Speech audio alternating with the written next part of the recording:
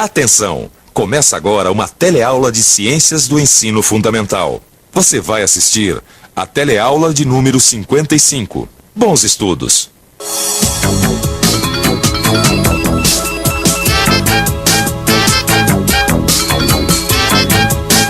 Como você vê, hoje meu dia começou bem. Começou com um pneu furado. Sorte nossa é que existem instrumentos que são capazes de ampliar a nossa força. Como o macaco, por exemplo. Se não fosse o macaco, imagina, eu não conseguiria levantar esse carro nunca. Isso só foi possível porque o macaco funciona como uma alavanca, aumentando a nossa força. Bom, como é que isso acontece? Esse é exatamente o tema da teleaula de hoje. Onde você vai ver aqui as ferramentas como o alicate, o pé de cabra e alguns objetos como tesoura, abridor de garrafa e quebrador de nozes são alavancas. Que a utilidade das alavancas é ampliar nossa força. Que quanto maior for o braço da força, menor será a força necessária para realizar um determinado trabalho. Que as gangorras podem funcionar como alavancas e que no corpo humano os ossos, juntamente com os músculos, funcionam como alavancas. É claro que não dá, Maria. Dá sim, eu aposto que a criança consegue levantar o adulto na gangorra. Maria, não dá. Onde já se viu uma criança de 25 quilos levantar um adulto de 50 quilos? Ah, chegou quem pode resolver o nosso problema. Vem cá, Lineu, ajuda a gente aqui, ó. Lá vem bomba, tô vendo tudo. Bomba não, alavanca. Como assim alavanca, Beto? É o seguinte, Leo, nós estamos resolvendo aqui um problema sobre alavancas. A Maria acha uma coisa, eu acho outra. Tá bom. Qual que é o problema? Bom, é o seguinte, uma criança com 25 quilos pode levantar um adulto numa gangorra com o dobro do peso dela, com 50 quilos? Depende. Ah, não falei que dá, pô? Depende do quê? Olha, depende da distância entre o apoio e as extremidades da gangorra. Mas aqui nós temos 3 situações com as respectivas distâncias. Deixa eu ver. Na primeira situação, o apoio está colocado no meio do comprimento da gangorra. Na segunda situação, o apoio foi colocado próximo da extremidade onde o adulto vai sentar. E na terceira situação, o apoio está próximo da extremidade da criança. Em qual dessas situações aqui a criança pode levantar o adulto? Bom, antes de mais nada, é legal a gente perceber que a gangorra é um mecanismo muito semelhante à alavanca. Eu não sei se vocês repararam, as alavancas estão presentes em quase todas as nossas atividades. Para que serve uma alavanca? Bom, a gente pode dizer que a utilidade de uma alavanca está no fato dela ampliar nossa força. Pois um trabalho que exigiria de nós muita força pode ser feito através de uma alavanca com força bem menor. E o que são alavancas? Onde é que nós podemos encontrá-las? As alavancas estão à nossa volta, por todo lado. Um abridor de garrafa é uma alavanca, uma tesoura também é uma alavanca, assim como maçaneta e um espremedor de batatas também são alavancas. O tipo mais simples de alavanca é aquele que tem uma barra e um apoio. Como um pé de cabra, por exemplo. E se você usar uma alavanca desse tipo para levantar uma carga, você poderá observar o seguinte. Como o apoio está bem longe do operário, veja que ele consegue levantar a carga sem precisar de muito esforço. Agora, nessa outra situação, onde a gente tem o apoio bem perto do operário, repare como o seu esforço para levantar a carga é bem maior. Ou seja, se você tiver uma alavanca para levantar um peso, você terá que fazer mais força quanto mais próximo estiver do apoio. E por outro lado, quanto mais longe o apoio estiver de você, menos força será preciso fazer.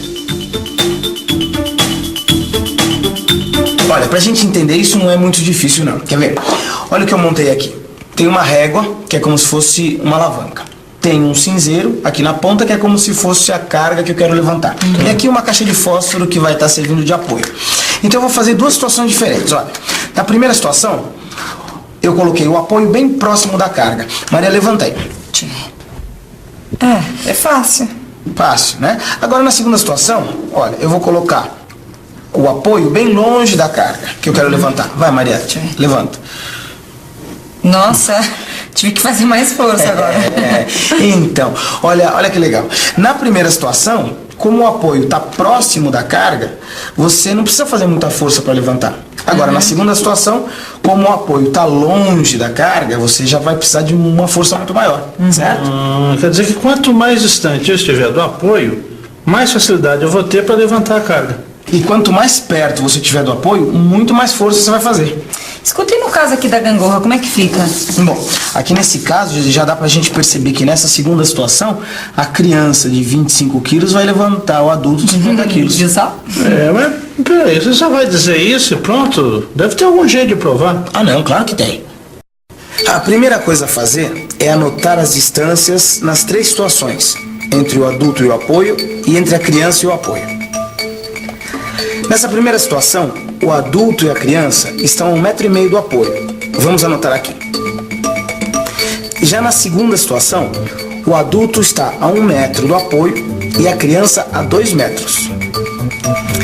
E nessa última situação, o adulto está a 2 metros do apoio e a criança a 1 metro. Agora, a gente vai multiplicar essas distâncias pela massa do adulto e pela massa da criança. Aqui nas distâncias do adulto, a gente multiplica tudo por 50, que é a massa dele. E desse lado, a gente multiplica tudo por 25, que é a massa da criança. Veja o que aconteceu. Apenas na situação 2, o resultado das multiplicações deu igual. E isso quer dizer o quê? Que nessa situação, o peso da criança consegue levantar o peso do adulto. Como você vê, eu continuo por aqui tentando trocar o pneu do carro. E aqui a gente tem mais um exemplo de como é que funciona essa história de alavanca. Imagina só a força que eu teria que fazer para desparafusar essa roda usando apenas a minha mão. Simplesmente não dá, né? Porque como eu estou agindo muito perto do eixo de giro, para desparafusar isso aqui, eu ia ter que fazer uma força muito grande. Já se eu usar uma chave como essa aqui, desparafusar essa roda vai ficar muito mais fácil. Usando essa ferramenta, a força passa a ser feita no cabo e com intensidade bem menor do que se eu só quisesse usar as mãos. Isso por quê? Porque nesse caso, veja só o braço de força que eu consegui. Ele corresponde à distância entre o centro do parafuso e a extremidade da chave, que é claro, é uma distância bem maior do que a anterior, quando eu tentei usar apenas as mãos.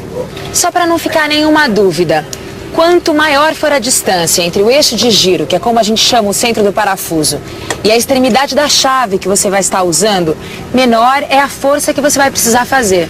Quer dizer, com qual dessas duas chaves você acha que vai ter que fazer menos força para desparafusar essa roda? É claro que é com essa maior aqui, simplesmente porque a extremidade vai ficar mais distante do eixo de giro, que é o centro do parafuso. E quanto maior a distância, menor é a força que você vai precisar fazer. Bom, sendo assim, é claro que eu não vou precisar pensar 2 vezes. Eu vou agilizar meu trabalho usando essa chave maior aqui. Ah, então foi por isso que quando quebrou a borboleta da válvula do botijão a gás, eu só consegui desatarrachar de Itacuja com o alicate. Primeiro eu tentei com a mão, mas também não teve jeito, viu? Mas depois eu usei o alicate e soltou fácil. Então, nesse caso, o alicate, ele impediu que você usasse a força da sua mão diretamente ali no eixo da válvula. As ferramentas, elas ampliam a nossa força justamente porque a força começa a ser feita a uma determinada distância do eixo de giro. Por isso que você conseguiu desatarrachar a válvula da borboleta lá do botijão sem usar muita força. Até agora a gente viu instrumentos e ferramentas que servem como alavancas. Só que tem uma coisa que ainda não foi dita e é de extrema importância, que é o seguinte. No corpo dos seres humanos e também dos outros animais, a gente pode encontrar muitas alavancas formadas pelos ossos do esqueleto. Nesse caso, quem proporciona a força necessária para o uso dessas alavancas são os músculos.